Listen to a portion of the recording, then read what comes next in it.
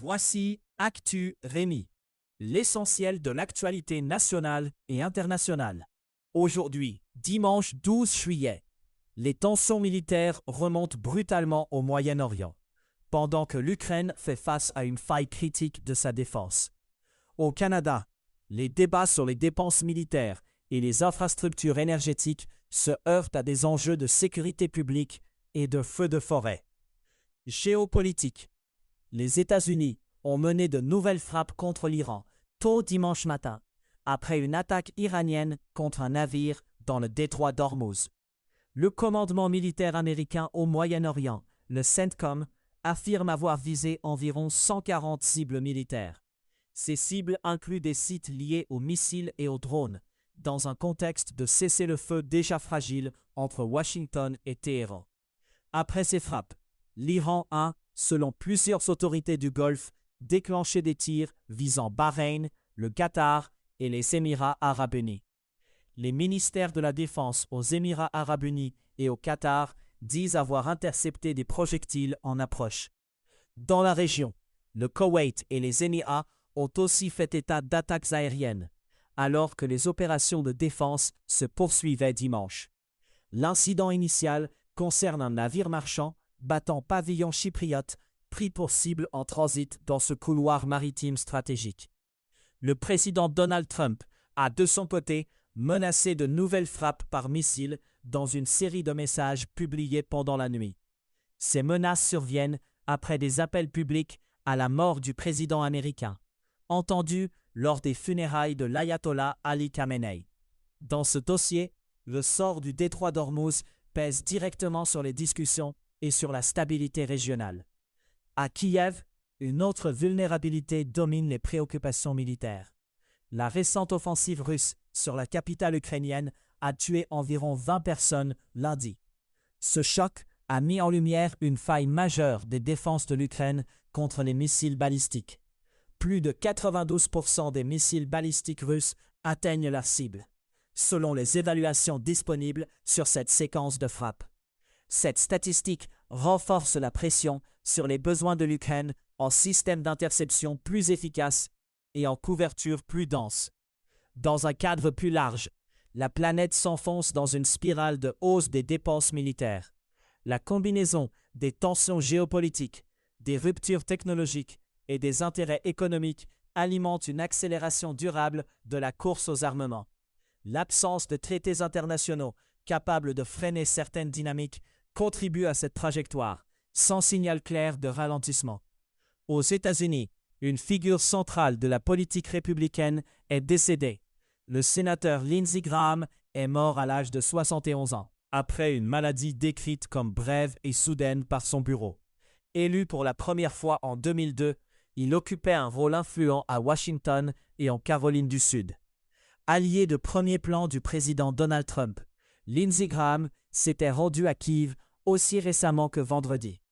Il y avait rencontré le président ukrainien Volodymyr Zelensky quelques jours avant son décès. Sa famille demande le respect de sa vie privée pendant cette période. Canada, le gouvernement de Mark Carney fait face à des demandes d'explications sur le financement d'une hausse majeure des dépenses militaires. Le Canada devra consacrer 5% de son produit intérieur brut aux dépenses militaires d'ici 2035. Cible soulève des questions immédiates sur les choix budgétaires, les priorités fédérales et les compromis à venir. Les attentes se concentrent sur la méthode de financement autant que sur le calendrier de mise en œuvre. Mark Carney a aussi abordé la question des oléoducs lors du Stampede de Calgary. Le Premier ministre a réitéré un appel à la coopération nationale sur les grands projets et les décisions structurantes. La prise de parole dans un événement très suivi en Alberta place les infrastructures énergétiques au cœur du débat politique estival. À Toronto, une fusillade a éclaté près d'un festival de rue, faisant 2 morts et 4 blessés. Les tirs ont été signalés samedi à 20h12, près de St. Clair Avenue West et Darlington Avenue. La police précise que 2 personnes ont échangé des coups de feu, en se ciblant l'une l'autre. Les enquêteurs ont récupéré 2 armes à feu sur les lieux. La mairie parle d'un acte de violence irresponsable dans un festival fréquenté par des familles.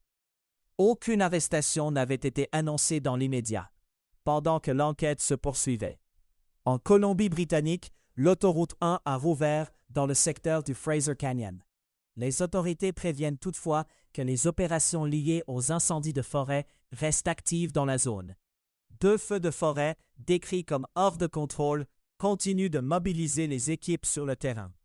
La réouverture vise à rétablir la circulation tout en maintenant des avertissements pour les déplacements. Science. En République démocratique du Congo, des patients ont été recrutés dans un essai clinique de traitement contre Ebola à un rythme jugé record.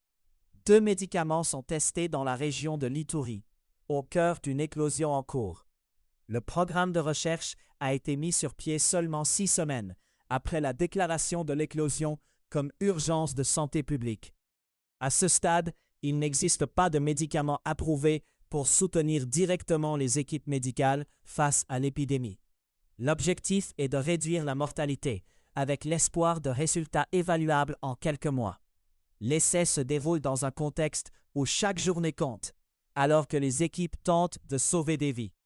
En Inde, un service inattendu s'invite dans certains bureaux de poste. Dans plusieurs villes, un visiteur qui plisse les yeux devant un texte peut se faire proposer un examen de la vue. L'initiative vise un problème massif et concret. Beaucoup de personnes qui ont besoin de lunettes n'y ont pas accès. L'enjeu est logistique autant que médical, avec l'idée d'utiliser un réseau déjà présent sur le territoire. Le bureau de poste devient alors un point de contact au plus près des quartiers et des villages. L'objectif pratique est de dépister plus tôt pour corriger une vision insuffisante au quotidien. La NASA renforce aussi un volet de surveillance, cette fois tourné vers les astéroïdes de taille moyenne. L'agence estime désormais bien connaître 90% des astéroïdes de plus d'1 kilomètre de diamètre passant parfois près de la Terre. Ces objets très grands sont considérés comme des menaces potentielles extrêmes, en raison de leur taille. L'attention se déplace vers des corps célestes intermédiaires, moins bien catalogués. Moins de la moitié de ces astéroïdes de taille moyenne sont actuellement suivis. Un nouveau télescope est présenté comme un outil pour améliorer ce repérage et réduire les conquêtes. Angle mort. Climat au Venezuela. Le bilan des 2 séismes du 24 juin dépasse maintenant 4300 morts. Les autorités font état d'au moins 4333 décès et de 16 740 blessés, avec des milliers de personnes encore portées disparues. Les secousses ont ravagé des districts entiers dans l'État côtier de La Guaira et l'ONU est sollicitée pour un appui financier. En Chine, le typhon Bavi a touché terre dans l'est du pays, après avoir entraîné des évacuations massives. Plus d'1 million de personnes ont été évacuées, et les estimations montent jusqu'à près de 2 millions selon les zones. Les autorités ont suspendu des activités et annulé des services de transport, face au risque d'inondation et de vents destructeurs. Monde. À Gaza, les Palestiniens pleurent la mort de Mohamed Al-Wahidi, un travailleur humanitaire reconnu localement. Il organisait des projections de la Coupe du Monde, présentées comme des moments de rassemblement pour la population. Mohamed Al-Wahidi a été tué par une frappe aérienne israélienne alors qu'il se rendait à l'une de ces projections. Son décès provoque une onde de choc dans un milieu humanitaire déjà éprouvé, où les déplacements restent dangereux. En République démocratique du Congo, un citoyen américain employé par une organisation humanitaire a reçu un test positif à Ebola. Les autorités sanitaires américaines indiquent travailler avec l'employeur de la personne et avec des partenaires congolais. L'objectif est de prévenir toute transmission supplémentaire et d'identifier les contacts étroits. Le suivi repose sur la coordination entre agences américaines et autorités de santé publique sur le terrain. Au Mondial 2026, l'Argentine s'est qualifiée pour les demi-finales dans un match arraché en prolongation contre la Suisse. Julián Álvarez a marqué d'un tir de loin à la 112e minute, envoyant l'Argentine vers une victoire de 3-1. Championne du monde en titre, l'Argentine affrontera l'Angleterre en demi-finale. La qualification s'est dessinée tard, après un match décrit comme plus complexe que prévu pour les Argentins. L'équipe vise maintenant un retour en finale avec un rendez-vous fixé à mercredi. Économie. Sur les marchés des matières premières et des devises, l'or s'établit à 4 121 $ américains, en baisse de 0% sur 24 heures. L'argent se négocie à 60 $ américains, en baisse de 0% sur la même période. Le Bitcoin évolue à 63 794, en baisse. Le dollar canadien s'échange à 0,707 $ américains. En Russie, des files se forment aux stations-service, après des attaques visant l'approvisionnement en carburant. L'Ukraine a ciblé des éléments de la chaîne de ravitaillement russe, déclenchant une crise du carburant. Dans plusieurs régions, la perturbation touche directement les déplacements et la vie quotidienne. La population s'adapte à des pénuries et à des attentes plus longues, selon les observations rapportées sur le terrain. Un autre débat économique et politique se joue autour des crypto-monnaies, passer d'un idéal libertarien à un outil de mobilisation. Des dirigeants comme Donald Trump, Javier Milei et Nayib Bukele brandissent ces actifs pour attirer des citoyens désenchantés. Cette appropriation s'accompagne d'un bénéfice politique, mais aussi financier, à mesure que la popularité de ces actifs grandit.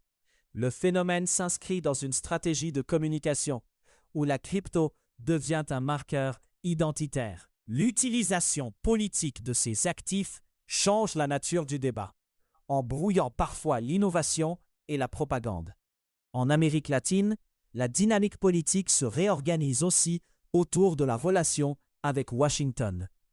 Abelardo de la Espriella, nouveau président de la Colombie, affiche un alignement plus net avec l'orbite américaine. Cette orientation donne un nouvel élan à des politiques plus dures, notamment sur l'immigration. Le mouvement s'inscrit dans la diffusion d'une ligne baptisée Doctrine Monroe, reprise dans plusieurs pays de la région. La recomposition influence les choix économiques et les priorités de sécurité, avec des effets attendus sur la politique intérieure. À savoir aujourd'hui, le 12 juillet 1962, les Rolling Stones ont donné leur tout premier concert public au Marquee Club de Londres.